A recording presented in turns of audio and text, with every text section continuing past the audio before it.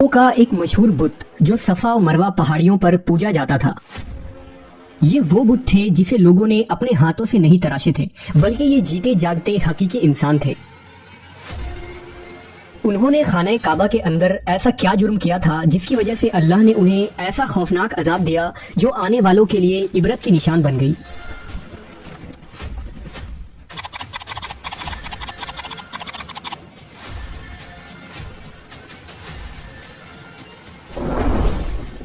جب سے خانہ کعبہ تعمیر ہوا تب سے لے کر اب تک جس نے بھی بیت اللہ کی بے حرمتی کی یا بے حرمتی کرنے کی کوشش کی تو اللہ نے ان کا وہ حشر کیا کہ رہتی دنیا تک عبرت کا نشان بن کر رہ گئے، پھر چاہے وہ دنیا کا طاقتور بادشاہ ابرہہ اور اس کے ہاتھیوں کا لشکر ہی کیوں نہ ہو۔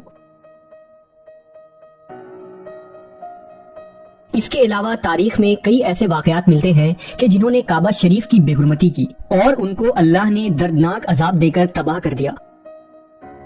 اس کی ایک مثال اساف و نائلہ ہے۔ اساف بن یالا اور نائلہ بنت زید دراصل قبیلہ بنی جرہم کے ایک مرد و زن تھے۔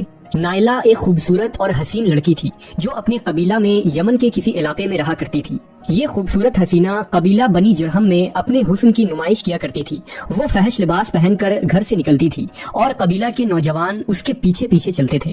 ہر کوئی اس سے تعلقات کا خواہش مند تھا۔ انہی لوگوں میں قبیلے کے سردار کا بیٹا بھی شامل تھا جس کا نام اساف بن یالا تھا۔ اساف اور نائلہ آپس میں محبت کر بیٹھے اور یہ محبت بہت ہی جلد خباثت میں بدل گئی۔ انہوں نے آپس میں ناجائز تعلقات قائم کر لیے اور جب کبھی موقع ملتا تو دونوں زنا میں مشغول ہو جاتے۔ اس طرح یہ سلسلہ یوں ہی چلتا رہا۔ جب ان کے گھر والوں کو اس کا علم ہوا تو وہ ان کے خلاف ہو گئے، جس وجہ سے ان کے ملنے پر پابندی لگا دی گئی۔ ایک دفعہ کا واقعہ ہے کہ بنی جرہم کا ایک قافلہ حج کرنے کے لیے مکہ کے لیے روانہ ہوا تو یہ دونوں بھی اس قافلے کے ساتھ حج کے لیے چل دیے۔ قافلہ مکہ پہنچا اور یہ حج کے ایام تھے۔ انہی دنوں کا واقعہ ہے کہ ایک روز کعبہ میں لوگوں کی تعداد بہت ہی کم تھی اور آس پاس کوئی بھی موجود نہ تھا، لہذا شیطان نے ان کے دلوں میں وسوسہ ڈالنا شروع کر دیا۔ وہ دونوں خانہ کعبہ میں داخل ہو گئے اور اس تنہائی کے عالم میں زنا کرنے لگے۔ ان کے اس خباثت اور کعبہ کی بے حرمتی پر زمین اور آسمان کانپ اٹھا۔ سمندر کی موجیں جوش مارنے لگی اور اللہ کی طرف سے عذاب نازل ہو گیا۔ ہوا یوں کہ جب وہ خانہ کعبہ کے اندر بدفعلی کر رہے تھے تو اسی وقت ان کی روحیں قبض کر لی گئیں اور ان کے گوشت پوشت کے جسم پتھر کے بنتے چلے گئے۔ یہ لمحہ انتہائی خوفناک اور عجیب و غریب تھا۔ دو زندہ انسان عذاب الہی کے تحت اب پتھر کے بن چکے تھے۔ کچھ دیر بعد جب بنی جرہم کے لوگ کعبہ کے قریب آئے اور بیت اللہ کے دروازے کو کھولا تو دونوں بدبخت برہنہ حالت میں پتھر بنے کھڑے تھے۔ وہ یہ سمجھ گئے کہ یہ خبیث اللہ کے مقدس گھر میں کس جرم کا ارتکاب کر رہے تھے۔ لوگوں نے دونوں کے مجسموں کو اٹھایا اور باہر لا کر زمین میں گاڑ کر انہیں کھڑا کر دیا تاکہ یہ لوگوں کے لیے عبرت کا نشان بنا رہے۔ کچھ دن گزرنے کے بعد مکہ کے لوگوں نے اساف کے بت کو اٹھا کر کوہ صفا کے مقام پر رکھ دیا اور نائلہ کے بت کو اٹھا کر کوہ مروہ کے مقام پر رکھ دیا۔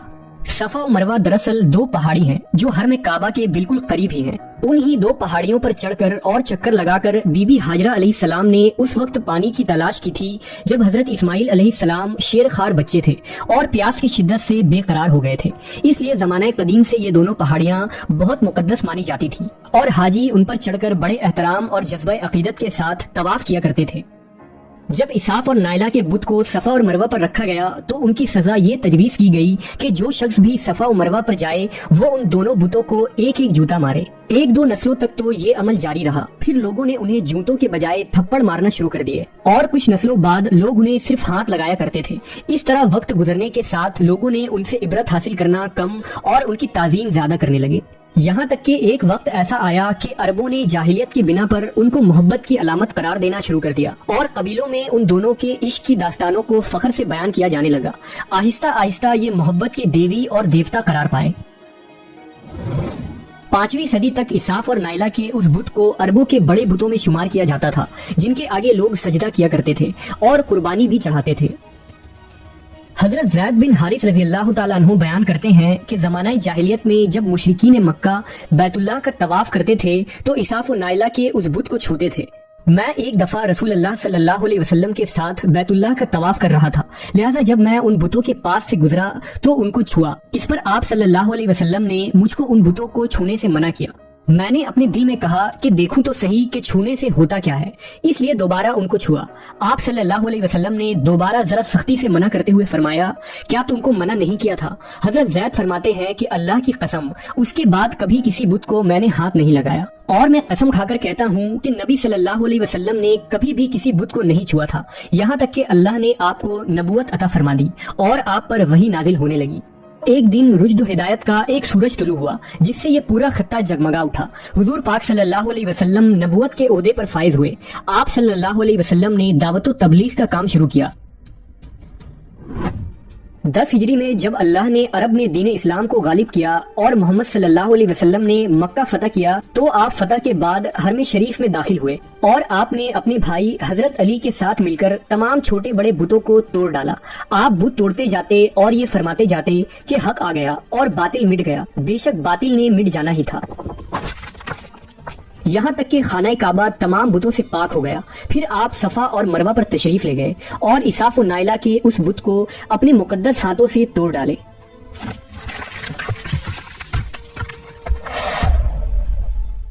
ہم نے دیکھا کہ اساف و نائلہ کے اس بت کو لوگوں نے بطور عبرت صفا اور مروہ پر رکھا تھا، لیکن شیطان نے انہیں ایسا گمراہ کیا کہ وہ ان کی پوجا کرنے لگے۔